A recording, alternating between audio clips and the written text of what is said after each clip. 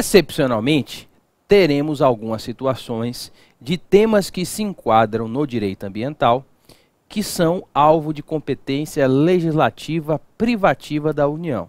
Ou seja, aqui temos exceções. Alguns temas, estados, DF e municípios não poderão legislar, pois inseridos no artigo 22. O mais importante deles é a parte de crimes ambientais, porque é direito penal. Pessoal, estado e município cria crime? Claro que não. É competência privativa da União legislar sobre crimes ambientais. E lá dentro do artigo 22, poderemos ainda extrair a parte de águas, atividades nucleares, energias, minas e jazidas. Também são temas alvo de competência legislativa privativa da União, fugindo do regramento geral. De acordo com o artigo 22, compete privativamente à União legislar sobre águas, energia, jazidas, minas ou recursos minerais e atividades nucleares de qualquer natureza. Professor, existe alguma possibilidade de um Estado legislar sobre energias e a lei não ser inconstitucional? Só tem um caso, parágrafo único do artigo 22, se a União, por intermédio de uma lei complementar, delegar esse tema para que o Estado edite uma lei estadual. É o parágrafo único. Lei complementar poderá autorizar os Estados a legislar sobre questões específicas das matérias relacionadas nesse artigo.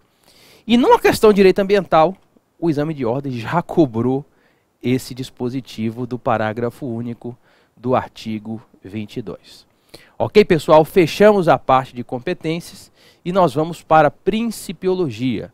Lembrando que, no texto de apoio deixado para vocês, tem a parte doutrinária do essencial dos princípios ambientais. Então não precisa ficar correndo aí, copiando, não sei o quê. Acompanha com o material de apoio disponibilizado aqui, que aí você já vai ter lá o essencial. Focalize, priorize, prestar atenção. Esse tema já veio no exame de ordem em algumas oportunidades. E na nossa área não é um tema fácil. Por quê? Porque existe enorme divergência doutrinária na parte da principiologia. Tem livro que traz 5 princípios, aí o outro autor traz 15. Às vezes o princípio tem 4 nomes, o mesmo princípio. E outras vezes o autor coincide o princípio, coincide o nome do princípio e tem divergência no conteúdo jurídico. Obviamente aqui para a prova, vamos passar uma lista ampla. A gente vai priorizar os 6 primeiros princípios, que são aqueles de fato mais cobrados em prova, com um adensamento maior. Depois a gente parte para os outros de modo mais rápido. E a gente vai seguir aqui sempre a parte da doutrina predominante. Esses aqui são os campeões. Princípios da prevenção e da precaução. Se você abrir um dicionário comum da língua portuguesa, serão vocábulos tomados como sinônimos. Mas prevalece amplamente que são princípios ambientais distintos. Eles nascem da mesma árvore, tendo um tronco com um conteúdo idêntico. E aí essa árvore cresce e lá em cima ela se biparte em prevenção e precaução. Qual é o conteúdo jurídico que é comum aos princípios da prevenção e da precaução?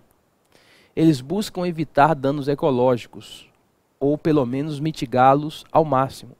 O dano ao meio ambiente ele é irreparável in natura. Vejam aquele caso de alguns anos atrás do acidente minerário lá da Samarco, no estado de Minas Gerais. Aqueles ecossistemas mais nunca serão os mesmos. É por isso que tanto o princípio da prevenção quanto o princípio da precaução, eles buscam evitar o dano ambiental ou mitigá-lo ao máximo. Esse é o conteúdo comum. A diferença é a seguinte: o princípio da prevenção trabalha com certeza científica, ao passo que o princípio da precaução trabalha com controvérsia científica. Essa é a distinção típica de prova. O princípio da prevenção trabalha com risco certo, risco conhecido. São atividades poluidoras já de vasto conhecimento da ciência. Já se sabem quais são os males ambientais, a sua natureza e a sua extensão. diferentemente do que ocorre com o princípio da precaução. Normalmente, o princípio da precaução ele é invocado para novas atividades fruto de inovações tecnológicas, atividades em que exista uma significativa controvérsia científica. De um lado tem cientistas dizendo que não vai ter nenhum mal à saúde humana, ao meio ambiente, do outro cientista dizendo que tem graves riscos ambientais. É por isso que o princípio da precaução ele trabalha com dúvida científica, com controvérsia científica. E se no direito penal existe a máxima do indúbio pro réu, no direito ambiental, como consectário do princípio da precaução, nós teremos o indúbio pro natura ou salute. Como decorrência do princípio da precaução, a dúvida sempre deverá militar em favor da proteção do meio ambiente e da saúde humana. Se o órgão ambiental licenciador estiver diante de um empreendimento em que exista controvérsia científica, ele só vai poder licenciar se ele exigir do proponente do projeto a adoção de medidas de precaução, mesmo sem saber ao certo se aqueles males ambientais vão se concretizar. Na dúvida, exige medidas de precaução. É com base no princípio da precaução, inclusive, que desde 2009, a jurisprudência do Superior Tribunal de Justiça admite a inversão do ônus da prova em ações coletivas de reparação do dano ambiental. O terceiro princípio a ser estudado é o princípio do desenvolvimento sustentável. Uma expressão da moda já há mais de 20 anos, a gente sempre ouve na televisão de um governante, de um partido político ou de uma grande empresa: nós somos sustentáveis. Eu poderia ser irônico, dizer que desenvolvimento sustentável é aquilo que muito se propaga e pouco se faz, não estaria errado, mas não é assim que vai cobrar na sua prova. O desenvolvimento sustentável é um novo modelo de desenvolvimento econômico proposto principalmente pela ONU após a Conferência de Estocolmo em 72. No passado, se achava que existiam tantos recursos naturais disponíveis no planeta Terra que o homem poderia poluir o quanto quisesse, que a Terra suportaria qualquer capacidade de suporte, qualquer capacidade de poluição. Só que se viu que a Terra tem limites. Aliás, hoje se estima que a gente já polui em termos globais 30% a mais do que o planeta consegue se regenerar. Ou seja, então, isso aqui virou uma bomba relógio. Nesse sentido, começou a se difundir a doutrina do desenvolvimento econômico sustentável, ou simplesmente desenvolvimento sustentável, buscando controlar a poluição para equilibrar proteção do meio ambiente com o crescimento da economia. Ora, vamos controlar a poluição, vamos buscar criar espaços ambientais protegidos, vamos desenvolver tecnologias menos impactantes ao meio ambiente, investindo em pesquisa científica. A gente não pode olhar só o crescimento da economia. Não adianta você crescer a economia e não ter uma água limpa para beber, um ar puro para respirar. Temos que equilibrar essas duas situações. A definição típica de prova do desenvolvimento sustentável está presente num relatório da ONU de 1987, o relatório Nosso Futuro Comum, também conhecido como relatório Brundtland. O desenvolvimento sustentável, normalmente se cobra isso em prova, é aquele que atende às necessidades das presentes gerações, sem privar as futuras de suas porções de recursos naturais indispensáveis à sua sobrevivência. As atuais gerações, nós, temos direito de consumir recursos da natureza, mas não podemos ser egoístas. Temos que deixar recursos disponíveis para as futuras gerações. Por exemplo, prevenir a extinção de espécies da fauna e flora nativa atende ao desenvolvimento sustentável. Só que o desenvolvimento sustentável, além de um viés ecológico, tem um viés social. O desenvolvimento sustentável pressupõe a redução da miséria. Você dar um trabalho para a comunidade local. A redução das desigualdades regionais e locais. Ok, pessoal? O quarto princípio é o princípio do poluidor-pagador. Alguns autores também chamam de princípio da responsabilidade, é o que vem prevalecendo.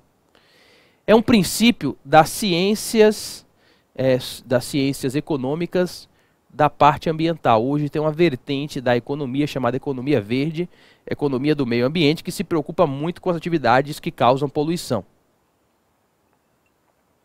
Os agentes econômicos que produzem bens ou prestam serviços que impactam o meio ambiente, eles objetivam lucrar.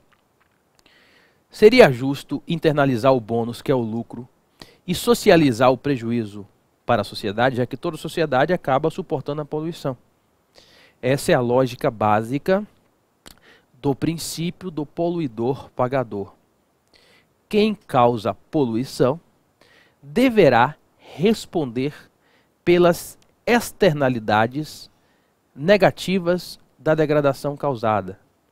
A legislação dos países deve buscar criar instrumentos para que o poluidor internalize esse dano ao meio ambiente, pois não seria justo privatizar o lucro e socializar o prejuízo ambiental. Para tornar mais claro isto, vou dar dois exemplos, um geral e um específico. Quem causa poluição responde pela reparação do dano ambiental, mesmo que esteja com licença ou autorização ambiental. As atividades poluidoras lícitas, que são aquelas amparadas em licenças e autorizações ambientais que são respeitadas, afastam as instâncias punitivas, que são a penal e a administrativa. A instância civil é ressarcitória, essa inclusive é a posição do STJ hoje. No Brasil não adotamos danos civis punitivos. A instância civil é ressarcitória, de modo que aqueles que causam poluição, mesmo que dentro da lei, pois amparada em licenciamento ambiental, respondem objetivamente pela reparação do dano causado. Esse é o exemplo genérico de aplicação do princípio do poluidor-pagador. Vou dar um exemplo específico através do sistema de logística reversa, que é o retorno. Agrotóxicos. A lei de agrotóxicos, a lei 7.802 de 1989, e temos essa regra também na lei de Política Nacional de Resíduos Sólidos, a lei 12.305 de 2010, obriga o fabricante ou importador do agrotóxico a receber a embalagem vazia de volta. Como é que funciona com o agrotóxico? Importador ou fabricante revende para o comerciante, que revende lá para o agricultor. O agricultor usa aquela embalagem enorme e ele não pode jogar na lavoura, porque inclusive é crime ambiental, a gente vai ver isso na terceira aula. Aí esse agricultor devolve para o comerciante, que devolve em logística reversa para o fabricante ou importador. E a lei impõe que esse fabricante ou importador tem que receber de volta para dar uma destinação correta, menos impactante ao ambiente, daquela embalagem vazia. Buscar reutilizar, buscar reciclar e, em último caso, ter um descarte menos impactante ao ambiente. Essa obrigação de receber em logística reversa do fabricante ou importador decorre do poluidor-pagador, porque ele lucrou na venda. Na verdade, quando ele calcula o preço, já tem um percentual do preço que considera esse custo que vai ter a posteriori. Existe uma interpretação equivocada do princípio que, obviamente, se vier em prova, você vai marcar falso. O princípio do poluidor-pagador não é uma abertura ilimitada à poluição, desde que se pague. O princípio é poluidor-pagador. O princípio não é pagador-poluidor. O pagador é um adjetivo, não é um substantivo. De modo que, se vier em prova que, de acordo com o poluidor-pagador, o agente econômico pode degradar o que for necessário desde que ele pague por isso, é falso. Porque o poluidor-pagador não abre os limites da poluição. E esses limites estão expressados dentro do licenciamento ambiental. É uma interpretação desnaturada do princípio, que normalmente vem em prova. Ele não é uma abertura ilimitada à poluição, desde que você derrame uma caçamba de dinheiro, né, em favor do poder público. Ok? Um princípio correlato ao poluidor-pagador é o princípio do usuário-pagador. Aqueles que utilizam bens da natureza devem pagar por sua utilização, desde que, obviamente, haja previsão legal, porque depende de previsão normativa. Eu utilizo oxigênio, nós todos, eu estou pagando para respirar? Ainda não, mas Deus sabe como é que vai ser daqui a 100 anos. Né? Agora, a água, você paga pela utilização da água, é um exemplo de aplicação do princípio do usuário-pagador. Por que esse princípio prega que nós deveremos pagar pela utilização de um bem na natureza? Por vários motivos. Ora, quando o bem é utilizado, há um custo para a sociedade, porque os bens ecológicos são limitados. Então, para demonstrar a economicidade, para demonstrar que há um custo social na utilização de um bem da natureza. Além disso, para evitar desperdício e também para angariar recursos que devem ser revertidos em favor do meio ambiente. É por isso que se paga hoje pela utilização de vários bens da natureza. O principal exemplo é a água.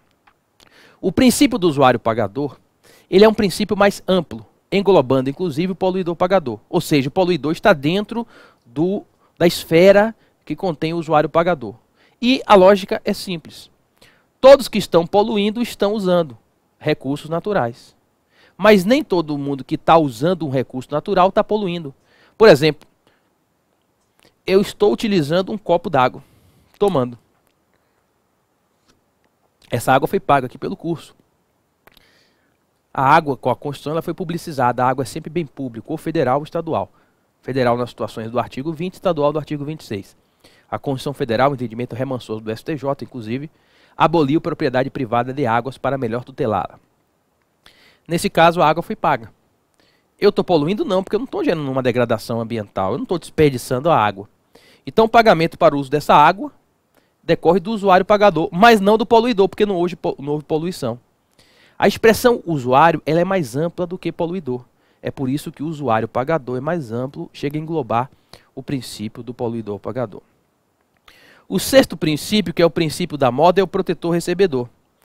A primeira prova a cobrá-lo foi o exame de ordem, curiosamente. O princípio do protetor recebedor ele foi positivado em uma lei brasileira de 2010 de resíduos sólidos, a Lei 12.305 de 2010, que aprovou a Política Nacional de Resíduos Sólidos. E ele é, digamos assim, o contrário do poluidor-pagador. Eu costumo dizer que poluidor-pagador e protetor-recebedor, eles estão na mesma moeda em lados diferentes. Um é cara, outro é coroa. Porque para você chegar ao conteúdo jurídico do princípio do protetor-recebedor, basta que nós façamos a inversão da lógica. Qual é a lógica do poluidor-pagador que acabamos de ver? Aqueles que poluem têm que responder pelas externalidades negativas decorrentes da degradação causada. Não seria justo privatizar o lucro e socializar o prejuízo ambiental. Aí inverta isso. Pelo princípio do protetor-recebedor, as pessoas que estão prestando serviços ambientais, como limpando um rio, como reflorestando uma área, como salvando animais, têm que ser incentivadas, têm que ser remuneradas. Porque quem está prestando serviço favorável à proteção ambiental está prestando um favor a toda a coletividade. E aí não seria justo que aquela pessoa física ou jurídica exclusivamente fosse onerada com aquele custo. E aí, pelo princípio do protetor-recebedor, quem presta serviço ambiental tem que ter algum benefício público ou privado para ser remunerado, pois está prestando um serviço em favor da coletividade. Daí que qualquer lei ou medida administrativa que remunere alguém por estar prestando um serviço ao meio ambiente decorre do protetor-recebedor. Por exemplo, Estado do Amazonas, Bolsa Floresta, Estado de Minas, Bolsa Verde. Tem um programa federal também de conservação da natureza. Todos esses casos existem benefícios pecuniários para pessoas pobres que prestam serviços ambientais. Vou dar um exemplo que caiu no exame de ordem, foi uma mistura de tributário e ambiental. A lei do Imposto Territorial Rural, do ITR, a lei 9393 de 1996, prevê que o ITR não vai incidir em algumas áreas ambientais protegidas que a gente vai estudar, como reserva legal, área de preservação permanente e outras. O objetivo da não incidência do ITR em algumas áreas ambientais protegidas é incentivar a ampliação dessas áreas. Decorre do princípio do protetor-recebedor. Ok? Esses são os mais importantes. Os outros têm uma incidência menor em prova, por isso que a gente vai ser mais sintético. O sétimo princípio é o princípio da cooperação entre os povos. É um princípio fundamental da República Federativa do Brasil e que é um princípio ambiental também. O meio ambiente ele não conhece de fronteiras políticas, mas apenas o homem. A Terra, chamada biosfera, é um grande conjunto de ecossistemas. E vivemos isso hoje nas mudanças climáticas. Então ela tem que ter uma proteção global. E no direito ambiental, o princípio da cooperação entre os povos prega que as nações têm que entrar em acordo para celebrarem tratados globais de proteção ambiental. O oitavo princípio é o princípio da solidariedade intergeracional ou equidade, também conhecido como o princípio do pacto entre gerações. É um princípio diretamente conectado com o desenvolvimento sustentável e que é previsto no caput do artigo 225 da Constituição Federal. O caput do artigo 225 da Constituição pronuncia que todos têm direito a um meio ambiente ecologicamente equilibrado. um bem de uso comum do povo e indispensável à sadia qualidade de vida, cabendo ao poder público e à coletividade o dever de defendê-lo e de preservá-lo para as presentes e para as futuras gerações. Essa parte final prevê um pacto entre gerações.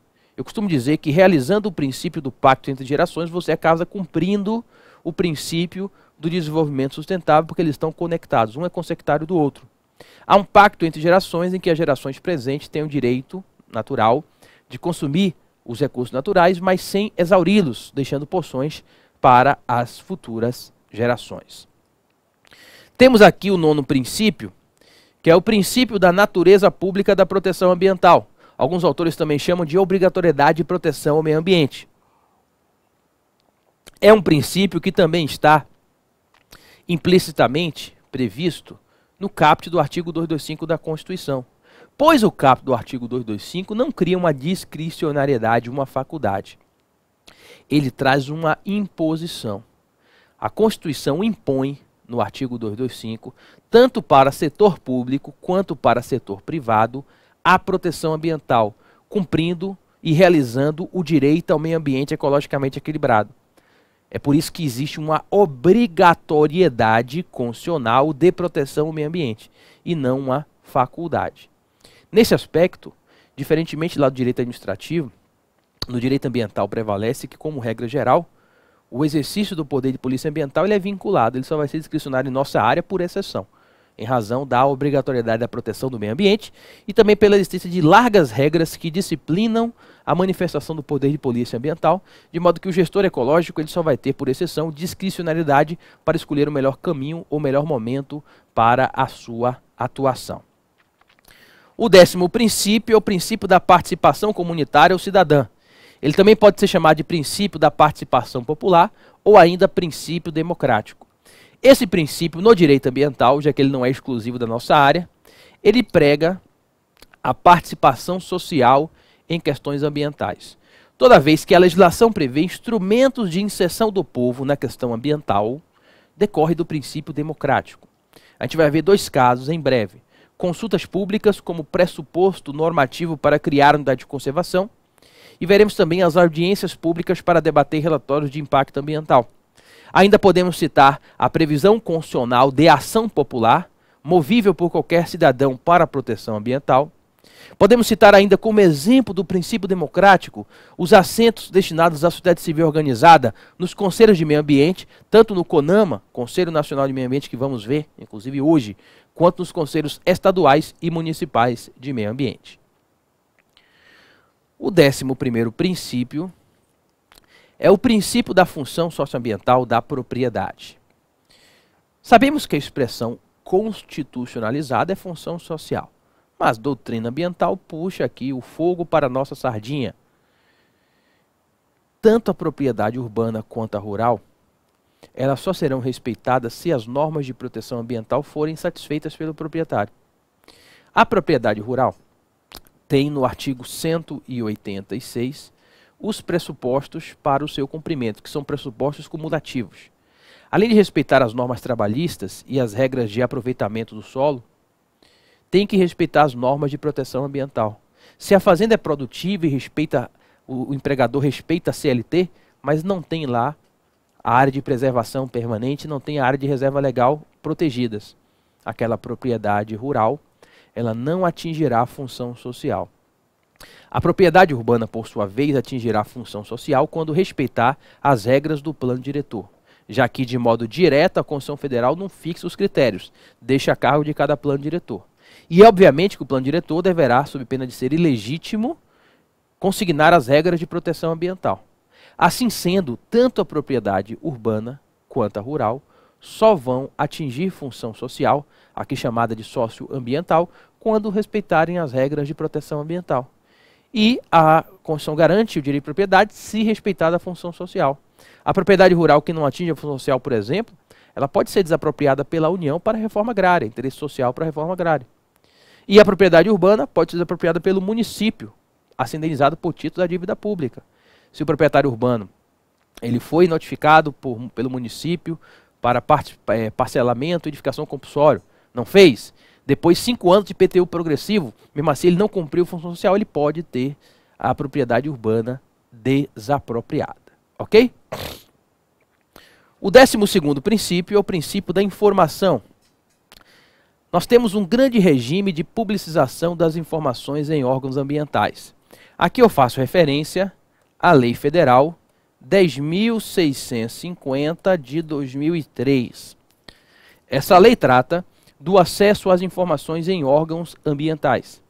Os órgãos ambientais devem publicar em 30 dias e disponibilizar na repartição os principais atos administrativos que são praticados, como concessão e renovação de licenças ambientais, celebração de termos de compromisso, extratos de estudos ambientais e imposição de penalidades administrativas.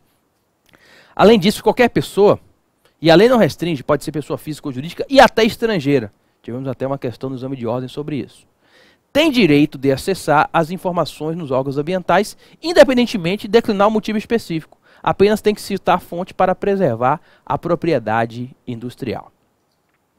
O 13º princípio, ele tem 2 nomes.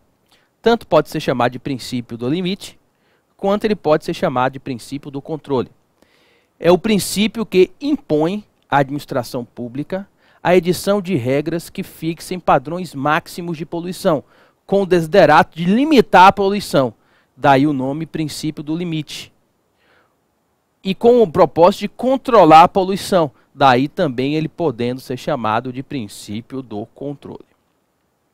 O 14º princípio é um princípio internacional de mudanças climáticas, consagrado no Protocolo de Quioto e na Lei Brasileira de Mudança do Clima. É o princípio da responsabilidade comum, mas diferenciada na seara internacional. Ele está previsto, por exemplo, além do Protocolo de Quioto, na Lei 12.187 de 2009, que aprovou a Política Nacional de Mudança do Clima.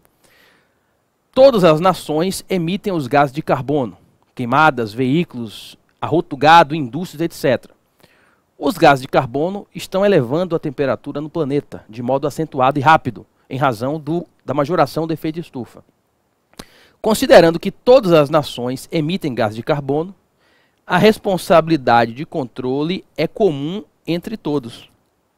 Só que tem países que emitem muito mais. O maior emissor mundial é a China, de seguida os Estados Unidos, em terceiro lugar na Europa. Então, embora seja comum, essa responsabilidade tem que ser diferenciada. E diferenciada para quem? Para as nações que mais emitem os gases de carbono.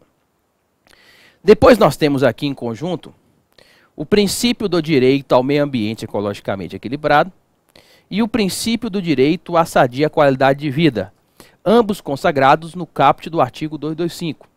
Todos têm direito ao meio ambiente ecologicamente equilibrado, um bem coletivo, a Constituição chama bem de uso comum do povo, e indispensável à sadia qualidade de vida. A Constituição brasileira foi a primeira no nosso país que consagrou pela primeira vez o direito difuso, coletivo, a um meio ambiente ecologicamente equilibrado. Toda coletividade é, ao mesmo tempo, credora e devedora. E como é que você cumpre isso? Quando você respeita a lei ambiental. Quando você se abstém de fazer algo ou faz algo que a lei determina, você cumpre o direito fundamental ao meio ambiente ecologicamente equilibrado. E aí tem as prestações tradicionais de um direito prestacional. O dar, o fazer e o não fazer. E o laço do direito ao meio ambiente ecologicamente equilibrado é a sadia qualidade de vida, pois, sem o mínimo de condições ambientais, acabamos prejudicando a saúde. O 17º princípio é o princípio da proibição do retrocesso ecológico, ou vedação do retrocesso ambiental, princípio que foi dispensado pelo Código Florestal de 2012, que é bem menos protegido que o Código Florestal de 65 revogado. Por esse princípio, a legislação ambiental das nações tem que ser cada vez mais rígida, objetivando uma maior proteção ambiental. E para fechar, o 18º princípio é o princípio do mínimo existencial ecológico. Por esse princípio, as nações têm que garantir um mínimo de condições ecológicas sob pena de não realizar a dignidade da pessoa humana. O mínimo de condições ambientais é indispensável para a realização da dignidade da pessoa humana, que é o fundamento, a fonte onde os direitos fundamentais acabam bebendo água. Bom, pessoal, essa foi uma síntese dos princípios informadores de direito ambiental. Faço remissão aqui ao texto que nós deixamos, né, para que você não precisasse copiar. E no terceiro bloco a gente vai entrar aqui com a política nacional e com o Sistema Nacional do Meio Ambiente, conhecido popularmente como SISNAMA.